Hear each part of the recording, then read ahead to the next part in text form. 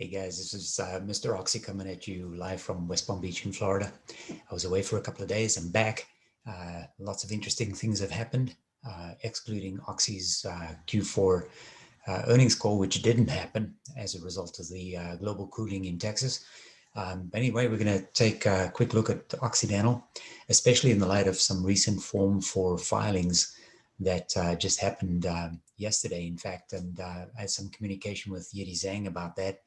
I want to revisit that one and talk a little bit about that. And at the same time, just sort of use the opportunity to educate our followers about these Form 4 filings and employee award programs as part of their compensation. So stick with me, and I'm going to bring up my presentation and disappear from your screen for a little while and walk you through some news about Occidental Petroleum. So guys, this is what we want to discuss today, some insider trades, and I put the trades in italics or commas there because they weren't really trades per se, but I'm going to explain that to you in a minute. This was as of just the other day, February 12th, which was the date of the actual transaction, whilst the SEC filing looked a little bit differently.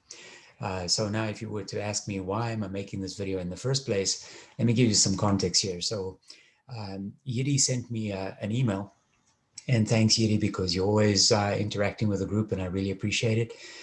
He said, I just saw a couple of SEC filings, they Form 4 filings that showed Vicky and others high-profile members of the company purchased a large number of call options with a strike price of $25.39 because I signed up for the daily stock summary for Oxy. Well, I received that as well. He said, can you please talk about this in your next video? Now, as is my custom, from time to time, I adopt the methodology of ready, fire, aim, as opposed to being ready, aim, and fire. And I responded to Yeti right away. I said, thank you for the email. I also saw the news. I was actually referring to the daily stock summary that was emailed to me from Oxy. I need to do a little investigation and try to figure out the insider's intent with these trades. Well, I actually probably should have looked at the filings before I sent that reply to Yeti. So Yeti, my most humble apologies, because effectively I was saying I need to do a little investigation and try to figure out their intent, but none of that is actually necessary. This is what the email looked like. So for instance, in my inbox, I received all these Occidental emails, and you can see the time that they were sent, 9:09, 9:14, 9:14, 9:16 p.m., whatever. A Form 4 has been filed with the United States Securities and Exchange Commission. Form 4 filings are very common when insiders do some kind of a filing. In this case, Yeti thought they were buying some call options. So let's take a look at this one. I actually opened the very first one because it relates to President and CEO Vicky Holleb's filing, which is a snapshot of her Form 4 filing. And the date of the transaction is February 12th. So just a week ago, and we can see this is common stock on February the 12th. There's a code over here. It says the number of shares, 72,372 shares. A or D, did she acquire or dispose of the shares? She acquired the shares, and the price is actually 0. And over here, it tells you that the number of shares or securities that Vicky Holleb currently owns is up to about close to 500,000 in terms of the total number of common shares. So what are we talking about here? So the type of derivative security over here, it says stock option right to buy. You'll see there's a small little number 1 next to the code over here. So let's go down to the bottom. It says award of restricted stock units, RSUs, pursuant to the issuer's amended stock and restated 2015 long-term incentive plan, blah, blah, blah.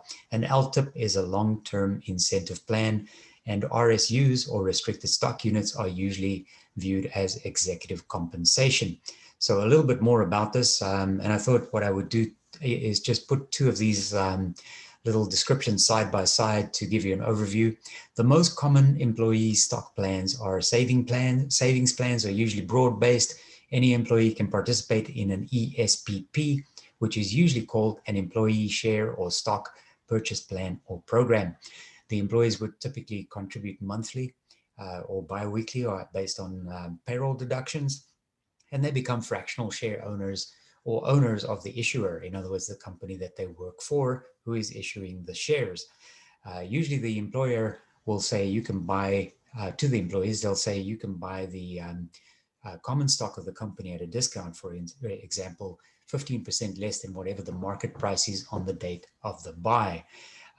Very few companies place restrictions on exits. So for instance, if the employee says, I need money, I want to sell the common stock in my ESPP program, they can just work with a few clicks in their brokerage account or through an equity plan administration software system and exit their position and cash out whenever they want to. On the other hand, the difference here is we're talking about award plans as it relates to RSUs that I mentioned in the previous screen. I used a few acronyms here, which may not be very familiar to most people: SOP, or stock option plans or programs; RSU, restricted share units or restricted stock units; SAR, share appreciation rights; TSARs, tandem share appreciation rights; RSAs, restricted share or stock awards, etc. There are many different types of things. We're talking specifically about RSUs as it relates to OXY.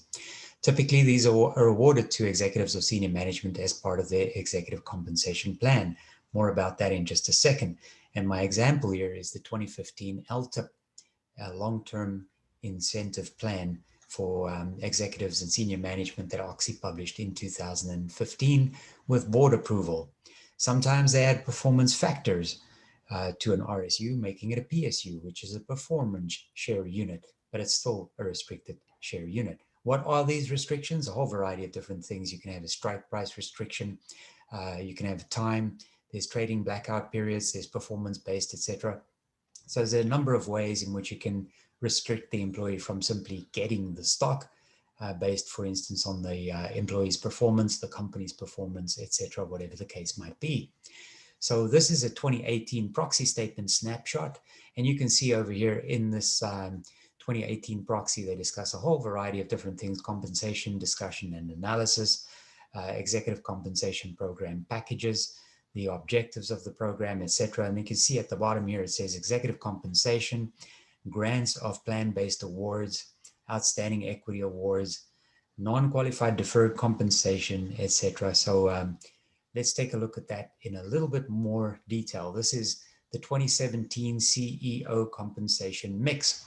And you can see here that the compensation for Vicky Holub, who is the CEO, consists of a variety of different things, including long-term incentive awards, an annual cash incentive or bonus, if you'd like, salary, and other compensation. This is based, the restricted share units or stock units have performance factors baked into them. So TSR is total shareholder return, and then the RSU is the restricted stock unit value as it relates to this particular award plan. And then it says here at the bottom that there's a second returns-based performance metric, which is cash return on capital employed. So you have a breakdown here of total shareholder return, cash return on capital employed, and RSUs 30% of Vicky's compensation. Who are their peers that they measure themselves again? Most of these will be familiar to you, including some of the companies that you might even own yourself. So for instance, I have positions in Total, but many of these companies would be familiar to you. And of course, Anadarko at that point in time was still an independent company, not yet owned by Occidental. Now you can see over here on the total shareholder return ranking, they say if Occidental is ranked in the first or second spot, the target PSU, so performance share units, earn 200%. If it's ranked a third to eighth, between 25 and 200, that would be a board decision. And then ninth, etc., 25%. And if it ranks towards the bottom of the peer group, then Vicky's compensation based on the stock award is 0. So some good news just to wrap this thing up. And Yeti, I hope I made this clear. So effectively what I'm saying is that Vicky's Form 4 and the other Form 4 filings that we saw in our email were basically just related to the restricted share units that are granted to the employees as part of their compensation.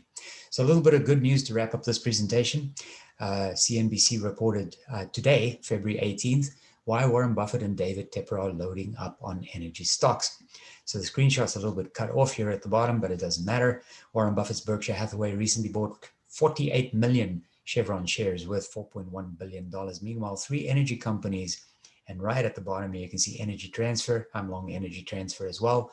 Occidental Petroleum, another one of my longs, and PG&E made it into Tepper's investment funds.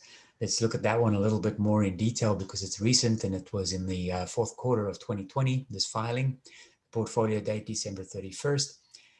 Portfolio value, this is his total value, about $6.5, almost $7 billion. David Tepper from Appaloosa Management.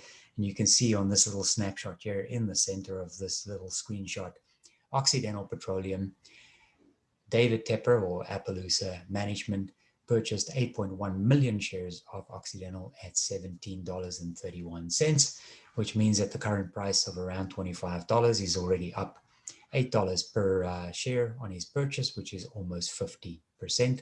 Congratulations, David Tepper, along with congratulations to all the other Oxy longs.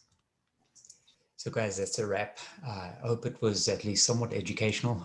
Many companies offer restricted share units or stock units, RSU plans to their executive and senior management as compensation or as part of the compensation plan.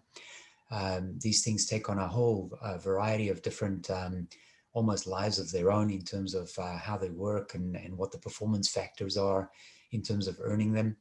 Like people like Elon Musk probably generated most of his wealth based on the stock program at Tesla. And of course, now he's one of the richest men in the world, even though people like MBS from Saudi Arabia or Vladimir Putin, the Tsar of Russia, would scoff at the fact that Elon Musk is one of the richest people in the world. But hey, the guy's certainly loaded. But anyway, I hope it was helpful to you. It was educational.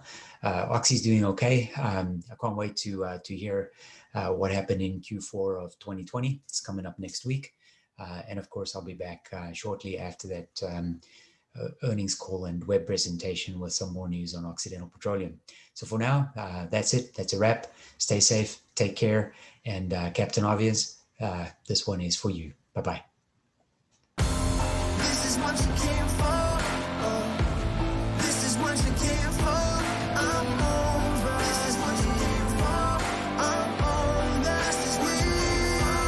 She said, I'm ready. So come and get me. I'm on.